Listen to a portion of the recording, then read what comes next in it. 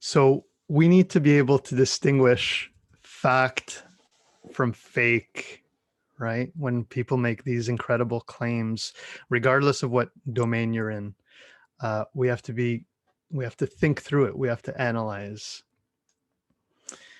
And you got to ask yourself, and especially in today's age, who can you trust? Who's telling the truth exactly? Can we trust politicians?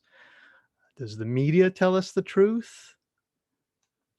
Well, at least we can believe our scientists, right? They're up to scientific rigor. They have very strict protocols. It is simply no longer possible to believe much of the clinical research that is published, or to rely on the judgment of trusted physicians or authoritative medical guidelines. I take no pleasure in this conclusion, which I reached slowly and reluctantly over my 2 decades as editor of the New England Journal of Medicine, the most prestigious medical journal that we have. That's a pretty striking quote from Dr. Angel. The case against science is straightforward. Much of the scientific literature, perhaps half, may simply be untrue.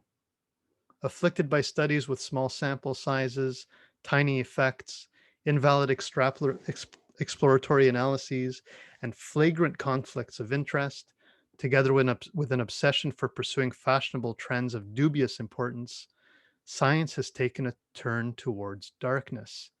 Richard Horton, the editor of Lancet, another one of the most prestigious medical journals that we have. And by all measures, scientific rigor, one of its main components to prove fact and to find truth is reproducibility. If a scientist can reproduce, or if other scientists can reproduce somebody else's studies, we have more of a confirmation that this is really true. More than 70% of researchers have tried and failed to reproduce another scientist's experiments, and more than half have failed to reproduce their own experiments. So that's pretty amazing when you think of, well, okay, I get, maybe not all politicians may have ulterior motives, or maybe, those who own the media companies may be up to, trying to change public opinion, but even our science. So, what are we left with? Well, my recommendation to you guys as students is really to question everything. Like, really, really don't trust anyone.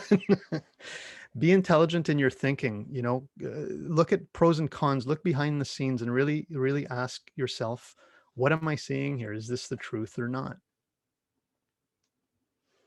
And we also need to question ourselves. And this is one of the most interesting things about seeking the truth and working with neuroscience, is that we have our own biases. Our brain is far from perfect. And we need to acknowledge that if we're really going to seek the truth.